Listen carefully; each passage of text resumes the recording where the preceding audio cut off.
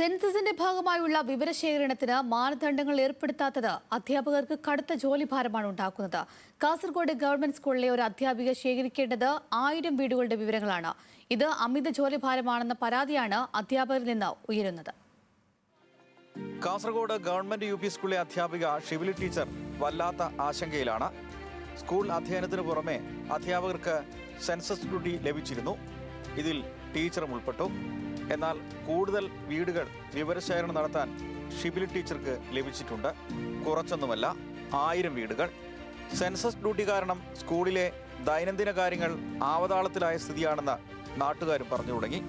ഈ സാഹചര്യത്തിലാണ് അമിത വിവരശേഖരണം ജീവനക്കാരെ കുഴക്കുന്നത്.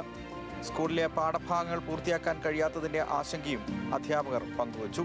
ഞങ്ങൾക്ക് ക്ലാസ്സിന് പറഞ്ഞു തന്നത് മാക്സിമം ഒരു 200 കെട്ടിട നമ്പർ വരെ വരാമെന്നായിരുന്നു. അപ്പോൾ ഇപ്പോൾ ഞാൻ എടുത്തിട്ടുള്ളത് 1000-ലധികം കെട്ടിട നമ്പറാണ് എനിക്ക് വന്നിട്ടുള്ളത്. അപ്പോൾ വീടുകളില്ല എന്നതാണ് ഒന്ന് അവർ പറയുന്നത്. പക്ഷേ നമ്മൾ ഓരോ കെട്ടിടത്തിനും നമ്പർ ഇടേണ്ടതുണ്ട്. അപ്പോൾ അത്രയും വരുമ്പം നമ്മൾക്ക് അവർ പറഞ്ഞ 8 ദിവസത്തിനുള്ളിൽ തീർക്കുക എന്ന് തന്നെ വളരെ പ്രയാസമാണ്. 5-6 ദിവസത്തോളം ഞങ്ങൾക്ക് ഈ കെട്ടിട നമ്പർ ഇട്ട് തന്നെയായി. ഇനിയും എൻ്റെത് പൂർത്തിയായിട്ടില്ല. അപ്പോൾ പല പാരൻസും ഇവിടെ വന്ന് ഞങ്ങളോട് പ്രശ്നമാക്കി തുടങ്ങി. കുട്ടികൾക്ക് കറക്റ്റായിട്ട് പാഠം കിട്ടുന്നില്ല.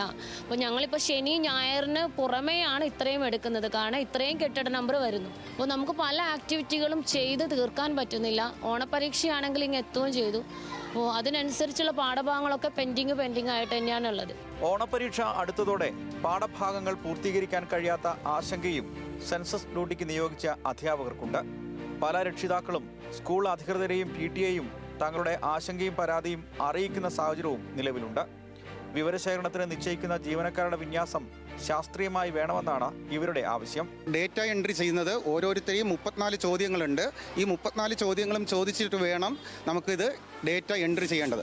അതിന് ഓരോ വീട്ടിലും at least minimum 20 minute 30 minute spend ചെയ്യേണ്ടതായിട്ട് വരുന്നുണ്ട്.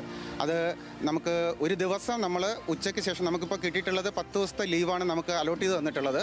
ഈ 10 ദിവസം കൊണ്ട് നമുക്ക് ശനി ഞായറും വൈകുന്നേരം 4 മണിക്ക് ശേഷം സ്കൂൾ വിട്ട് ഫീൽഡിലേക്ക് ഇറങ്ങുമ്പോൾ ദൂരോട്ടുള്ള അധ്യാപകർക്കൊക്കെ ആണെങ്കിൽ അവർക്ക് വീട്ടിലെത്താൻ രാത്രിയായാൽ പോലും വീട്ടിലെത്താൻ പറ്റാത്തൊരു സാഹചര്യമാണ് ഉള്ളത്. പക്ഷേ സെൻസസ് പ്രവൃത്തികൾ നിർബന്ധിതമായും സമയബന്ധിതമായും പൂർത്തിയാക്കേണ്ടതിനാൽ അധ്യാപകർ ഉൾപ്പെടെയുള്ള ജീവനക്കാർ വിവരശേഖരണത്തിന് നിർബന്ധിക്കപ്പെടുകയാണ്.